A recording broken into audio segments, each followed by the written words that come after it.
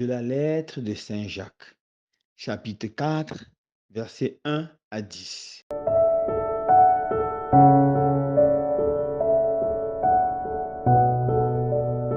Bien-aimés, d'où viennent les guerres? D'où viennent les conflits entre vous? N'est-ce pas justement de tous ces désirs qui mènent leur combat en vous-même? Vous êtes plein de convoitises et vous n'obtenez rien. Alors vous tuez. Vous êtes jaloux et vous n'arrivez pas à vos fins.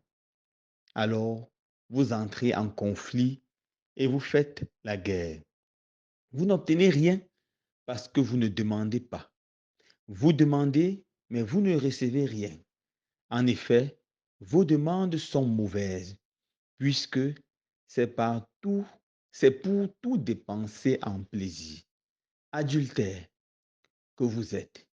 Ne savez-vous pas que l'amour pour le monde rend ennemi de Dieu? Donc, celui qui veut être ami du monde se pose en ennemi de Dieu. Ou bien pensez-vous que l'Écriture parle pour rien quand elle dit: Dieu veille jalousement sur l'esprit qu'il a fait habiter en vous. Dieu ne nous donne-t-il pas une grâce plus grande encore? C'est ce que dit l'Écriture. Dieu s'oppose aux orgueilleux. Aux humbles, il accorde sa grâce. Soumettez-vous donc à Dieu et résistez au diable. Il s'enfuira loin de vous. Approchez-vous de Dieu et lui s'approchera de vous. Pécheurs, enlève la souillure, enlevez la souillure de vos yeux. Esprit double, purifiez vos cœurs. Reconnaissez votre misère. Prenez le deuil et pleurez. Que votre rire se change en deuil et votre joie en accablement. Abaissez-vous devant le Seigneur et il vous élèvera. Parole du Seigneur. Nous rendons grâce à Dieu.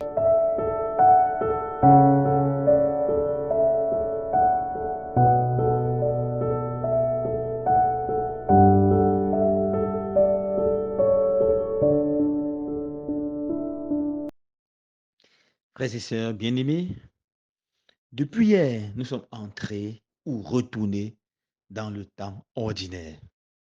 On s'était arrêté le mercredi des cendres. On a passé le temps de carême, puis le temps de Pâques. Et aujourd'hui, nous retournons au temps ordinaire à la 7e semaine. Le temps ordinaire est un temps où nous devons vivre de façon ordinaire notre vie chrétienne, c'est-à-dire vivre comme Jésus vivait chaque jour de sa vie, en recherchant la perfection évangélique, en recherchant la sainteté.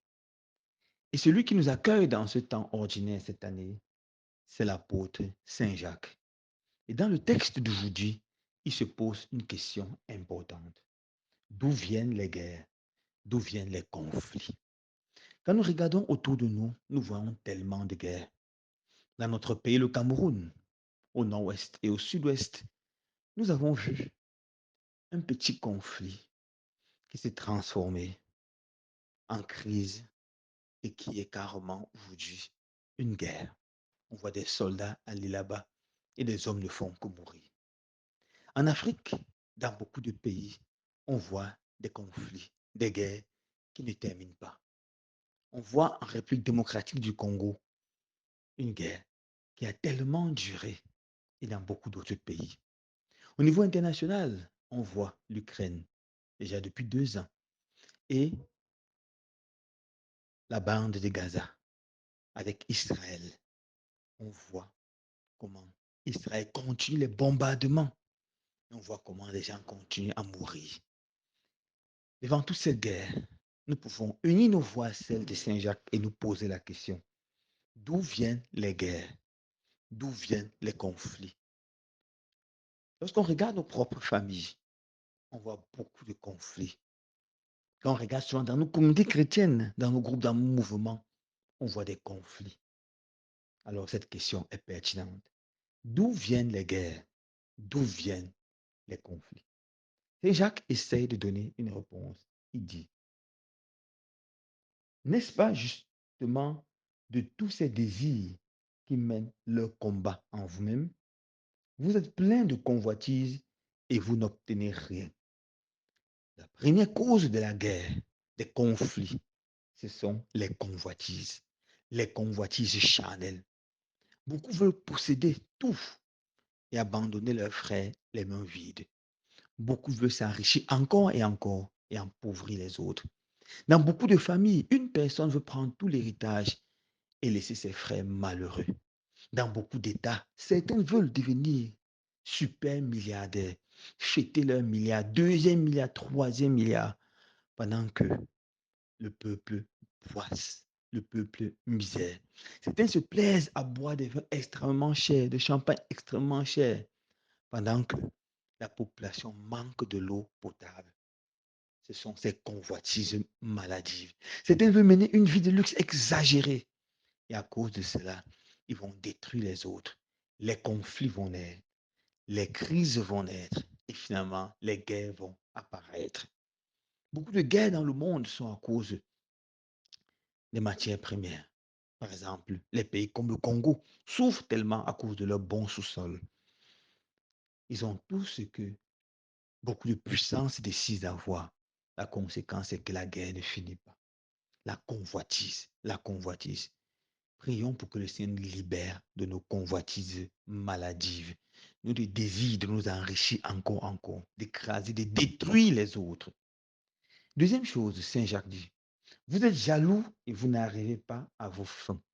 La deuxième chose qui crée le conflit, c'est la jalousie. Lorsqu'on arrête de voir ce qu'on a reçu de Dieu comme bénédiction et on regarde ce que les autres ont reçu, on devient triste.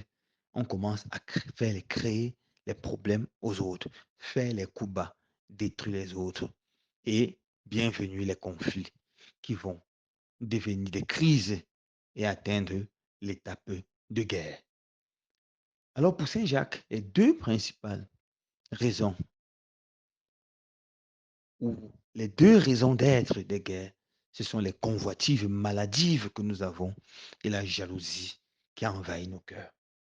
Alors, pour nous débarrasser des guerres, nous devons détruire notre ego et vaincre notre jalousie. Nous devons demander au Seigneur la grâce et la bénédiction, spécialement demander le don du Saint-Esprit. C'est l'Esprit Saint qui peut apaiser nos cœurs et nous libérer de notre convoitise. C'est l'Esprit Saint qui peut apaiser nos cœurs et nous guérir de notre jalousie. C'est l'Esprit Saint seul qui peut nous disposer à devenir des artisans de paix. Le Seigneur dit par la voix de Saint Jacques, vous n'obtenez rien parce que vous ne demandez pas. Vous demandez, mais vous ne recevez rien parce que vous demandez mal. Vous demandez pour satisfaire vos désirs. Mes frères et sœurs, demandons l'Esprit Saint. Pas pour satisfaire nos désirs, mais pour devenir des hommes de paix, des hommes d'amour. Demandons au Seigneur l'Esprit Saint afin qu'il vienne convertir nos cœurs, qu'il nous guérisse de nos convoitises, qu'il purifie nos cœurs. Abaissons-nous devant le Seigneur, car lui seul a le pouvoir de nous élever. Qu'en ce temps, ordinaire, le Seigneur donne la grâce de pouvoir vaincre les convoitises de nos cœurs et notre jalousie, et nous laisser remplis de son esprit de paix et d'amour. Loué soit Jésus-Christ.